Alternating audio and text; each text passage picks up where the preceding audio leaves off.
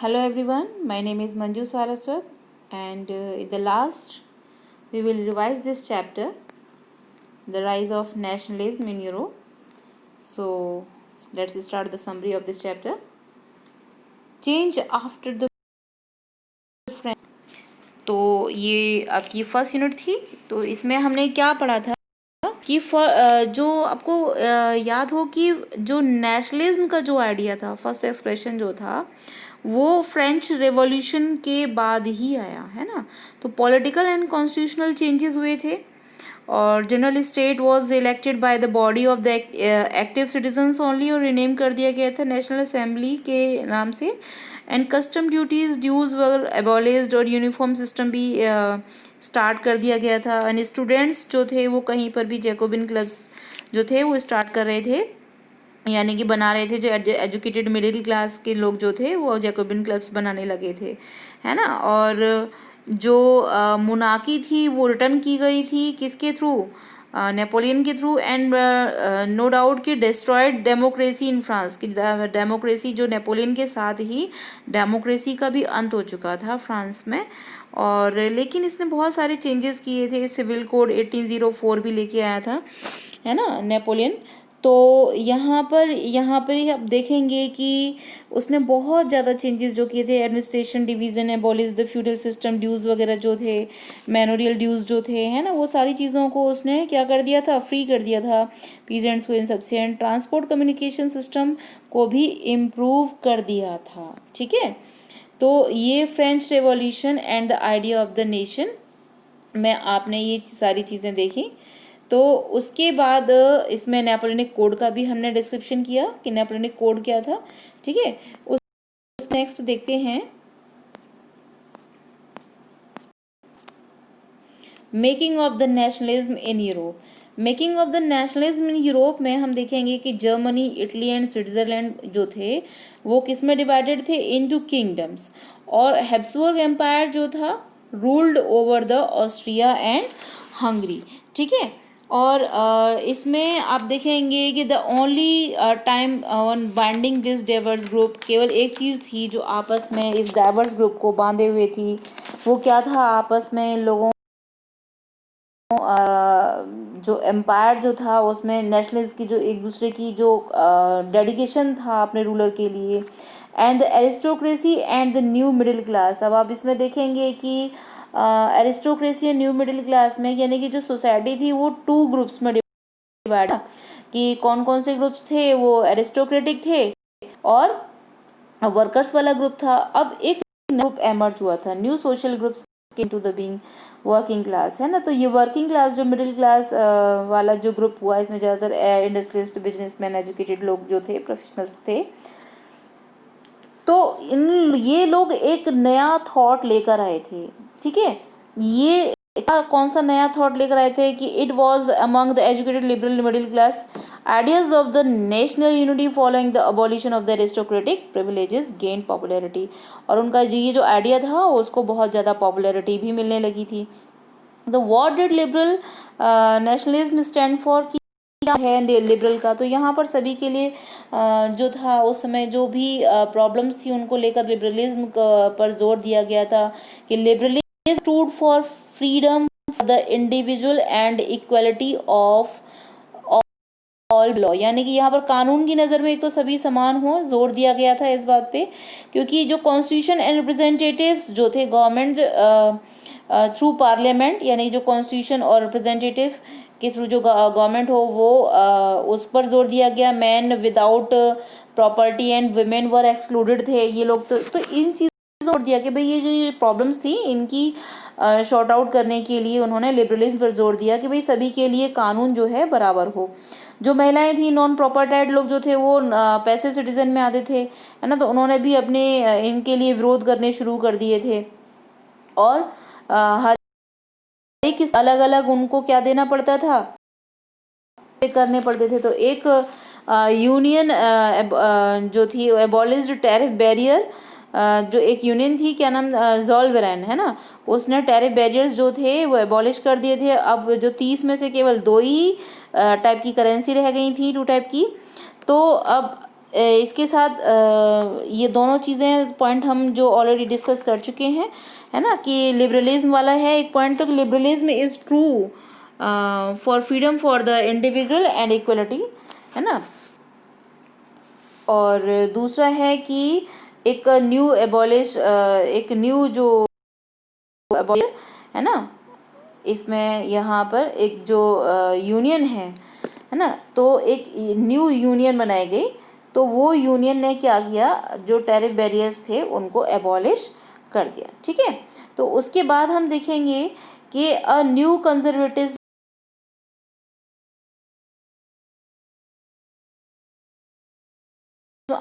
कि यहाँ पर जो मेन कंट्रीज थी, ब्रिटेन, रशिया, प्रशिया, ऑस्ट्रिया, है ना, तो यहाँ पर इन्होंने क्या किया, एक ट्रीटी ऑफ वियना हुई 1815 में।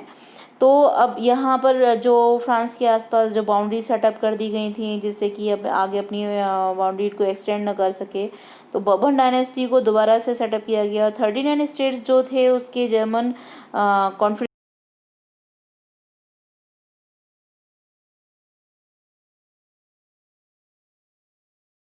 फेडरेशन सेटअप कर दी गई, क्योंकि वो जानते थे कि पहले की तरह तो इस कंजर्वेटिज्म को सेटअप नहीं किया जा सकता है, यानी कि डेफिनेटली कुछ ना कुछ चेंजेस उन्होंने एक्सेप्ट किए कंजर्वेटिव्स को लॉन्ग टर्म तक सेटअप रखने के लिए।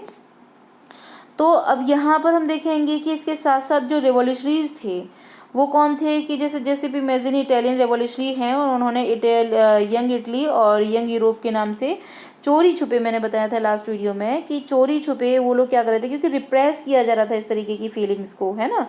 तो क्योंकि कंजर्वेटिव्स का टाइम था, है ना, तो इस तरीके की फीलिंग्स को जब जो लिबरल नेशनलिस्ट थे वो अंडरग्राउंड हो गए, और उन्होंने अंडरग्राउंड होने के बाद फिर ये जो जैसे मैगजीन थे, इन्होंने इस तरीके की जो सोसाइटीज़ थी वो बनाई।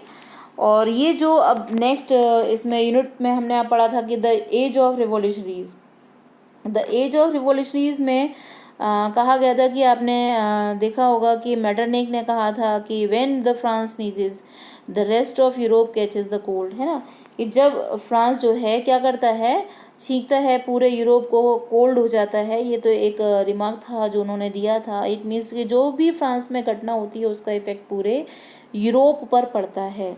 तो इस तरीके की जो घटनाएं थी कि रिवॉल्यूशंस जो हुए थे वहाँ पे, जैसे ग्रीस में भी हुआ है ना, तो इंडिपेंडेंट हुआ था। तो इस तरीके के बहुत सारे जो हम इसमें पढ़ चुके हैं।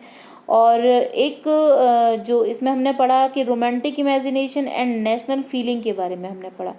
तो इसमें रोमांटिक इमेजिनेशन और नेशनल फीलिंग में क्या था कि जो romantic artist and poet generally उन्होंने क्रिटिसाइज़ किया था किसके, ये महिमा मंडन जो हो रहा था, ग्लोरिफिकेशन जो हो रहा था, ये रीज़न एंड साइंस पर जोर दिया जा रहा था। उन्होंने कहा कि क्या नहीं, इमोशंस, इंस्टीट्यूशंस और ये जो मिस्टिकल फीलिंग्स हैं, इनके through folk dance, folk songs, folk poetry, इनके थ्रू हम जो है नेशन के लिए जो ट्रू स्पिरिट है उसको ज़्यादा लंबे टाइम तक रख सकते हैं। यानी कि जो ट्रू स्पिरिट है वो कहाँ देखने को मिलती है, फोक सॉन्ग, फोक पोएट्री, है ना, और फोक डांसेस में देखने को मिलती है। तो national feelings were kept alive through the music and languages, ठीक है।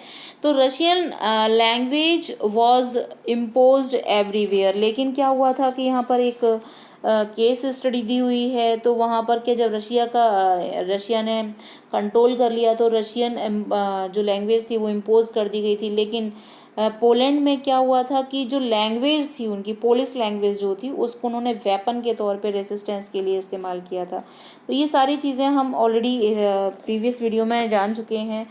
और वही जो टाइम था वो हंगर एंड हार्डशिप का टाइम भी था, है ना। पूरे यूरोप में इकोनॉमिक हार्डशिप हो चुकी थी, और लोग जो थे ज़्यादातर अनएम्प्लॉयड थे, जॉब सीकर्स बहुत ज़्यादा थे, पॉपुलेशन जो थी वो क्राउडेड सिटीज़ में, स्लम्स में माइग्रेट कर रही थी, फूड शॉर्टेज हो गई थी। तो इस तरीके की बहुत ज़्यादा जो प्रॉब्लम्स थी वो देखने को मिली थी। तो इन सबको देखते हुए कि जो नेशनल असेंबली थी उसने कुछ जो 20 अब उसने चेंजेस कर दिए थे कि जैसे 21 ईयर्स से अबव जो मेल हैं वो सभी वोट कर सकते हैं, और वोटिंग राइट्स भी सभी को दिए, है ना। तो इस तरीके के चेंजेस उनको फिर करने पड़े थे, ठीक है। तो अब जो नेक्स्ट है the revolution of the liberals.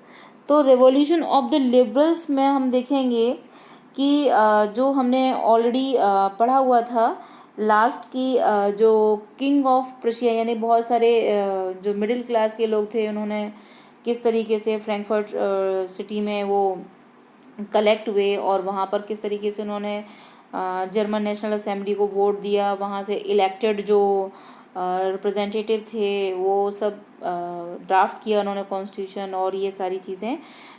फिर उन्होंने जो क्राउन जो था वो विल्हेम फोर्थ को किस तरीके से ऑफ़र किया और उन्होंने उसको रिजेक्ट कर दिया।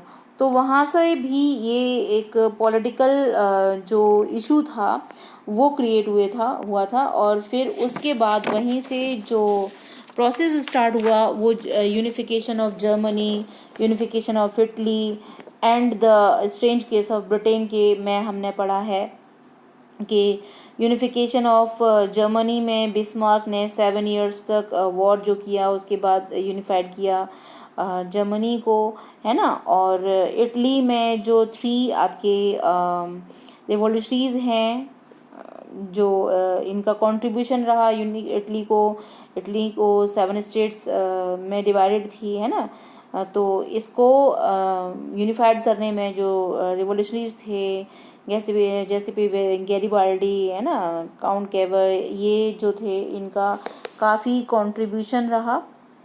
और इस तरीके के ये जो तीनों थे इनके मैजिनी के थ्रू भी इसमें बहुत ज़्यादा कंट्रीब्यूशन दिया गया था। और स्ट्रेंज केस ऑफ ब्रिटेन में किस तरीके से इंग्लैंड ने अपना डोमिनेशन किया स्कॉटलैंड, आयरिश और वेल्स के ऊपर, तो और ग्रेट ब्रिटेन को फॉर्म किया गया, है ना। तो विजुलाइजिंग द नेशन में हमने देखा कि मैरियन और the allegory of France and the Germania the allegory of German, कि किस तरीके से उनको एलिगरी पोर्ट्रेट की गई, किसके थ्रू, आर्टिस्ट के थ्रू एक नेशन को फेस दिया गया। और इसके बाद हमने नेशनलिज्म एंड इम्पीरियलिज्म में जो बाल्कन में टेंशन्स हुई, क्या कारण थे, जो वेरिएशन था, डाइवर्सिटीज़ थी, एथनिसिटी थी, है ना, उसकी वजह से जो बाल्कन में जो टेंशन्स हुए, तो वो भी हमने पढ़ा। और एंटी इम्पीरियल जो मूवमेंट वर्ल्ड में हुए यूरोप से इंस्पायर होके, तो वो चीज़ें भी हमने देखी, है ना। तो इस तरीके से इस वीडियो को से शायद हम थोड़ी सी चीज़ों को रिमाइंड करा पाएँ।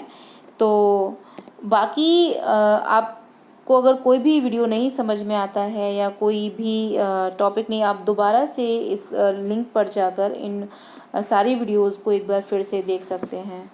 तो thanks for watching this video and subscribe the channel please. Thanks for watching.